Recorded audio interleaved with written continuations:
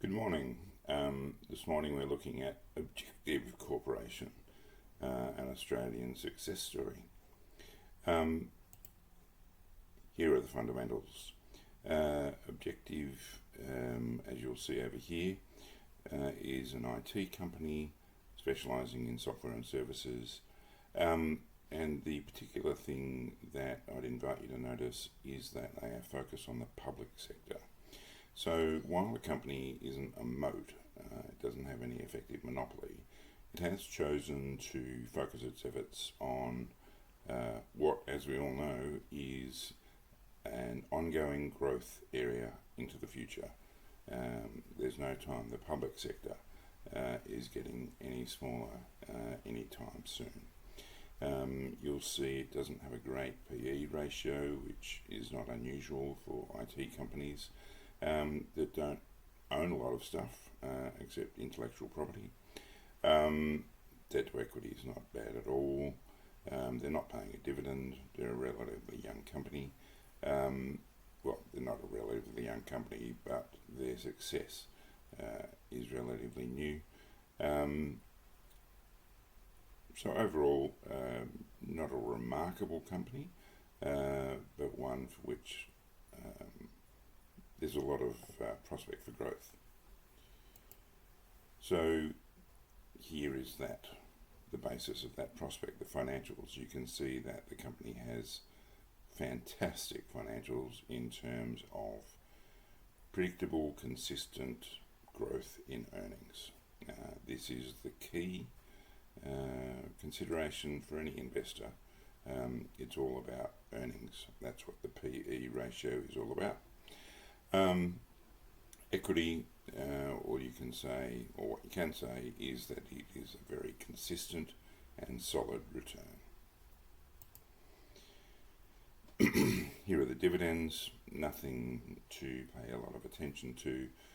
However, the fact that a company is paying a dividend indicates that it values its relations with its investors, is trying to return value consistently above and beyond what growth is going to do for the investor.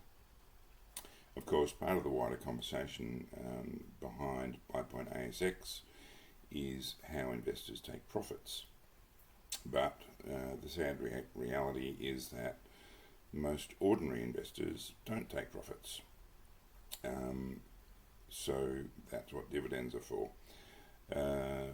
Situation here is one in which you'll see the advantage of taking profits, and essentially this is a classic example of the rationale behind BuyPointASX. As I was saying, it's not a young company. It's been in operation now for almost 25 years. Slow progress over the first decade of its life.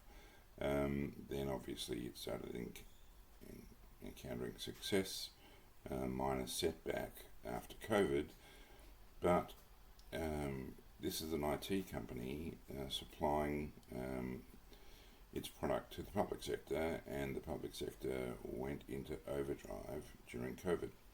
So the massive growth you can see in the company's share price all occurred essentially in the immediate aftermath of COVID. Once that situation was under control, the price rationalised, but what we're focused on is this last period here, where that growth spurred by COVID has continued. And here's that chart. You can see the company was growing steadily up until just before 2020 when COVID hit. So the company had genuinely taken off. This is not a success story that is derived solely from COVID, but you can see that the sustained nature of that trajectory of growth over the next 2 years was quite remarkable. Probably there are a few amongst us who would have picked down at this point that this company was going to increase in value by 300% within essentially a year or 18 months. Happy event, obviously, for the staff of the company who did have access to share schemes and option schemes, and for those few investors who saw this coming.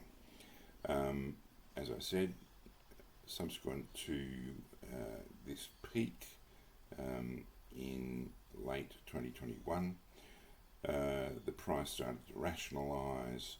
The market went through a process of establishing what this company was really worth after the post-COVID boom, and that price bottomed out a little over $10 towards the end of 2023. But what we're interested in is what is about to happen now. This is, as you will begin to realise, for BuyPointASX, all about the MACD. And here we have the MACD, simply for the last year. You can see that the company has a quite healthy trading pattern reflected in the MACD. What we want to see in order to take advantage of this, the single most reliable indicator of performance for a stock, is that the two moving average lines are crossing above and below the zero line here relatively often. All stocks that are behaving rationally should rise and fall even if they are consistently growing. And this is exactly the point I'm making about OCL today. You can see here that a buy point is very close to emerging. MACD, moving averages, convergence, divergence. So what we're looking for when we're looking at a MACD analysis is for the point at which the slower of the two moving averages, the blue line, crosses through the faster of the moving averages, the orange line, in an upward direction. This can be somewhat predicted by these bars here indicating the relative balance of trade on a daily basis in the stock. And what you'll see once you start getting into this analysis is that a point emerges at about here, where the movement of the longer term moving average above the shorter term moving average is imminent. This isn't 100% reliable, this is simply a matter of judgment, but you can see that these bars have been moving consistently towards the zero line here, and it's obviously my prediction that today is the day pardon me, that the blue line is going to move above the orange line. Today is the day to buy this stock. And if we just zoom out a little bit,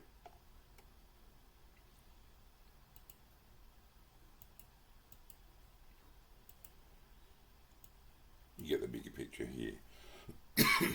This is what we want to see in a healthy stock. Consistent growth followed by, or interspersed with, retracements where people take profits, because taking profits is a very good thing. The market reconsiders the value of the stock. That's the process that we see happening here, and then the stock returns to growth. If we scroll out again and look at the longer term chart, this is where the stock took off. This is where the stock benefited from the geopolitical circumstances in which it found itself. This is where the market established the true value of the stock, and this has been the healthy performance of the stock ever since. And this is why I confidently predict that today is the day to buy OCL.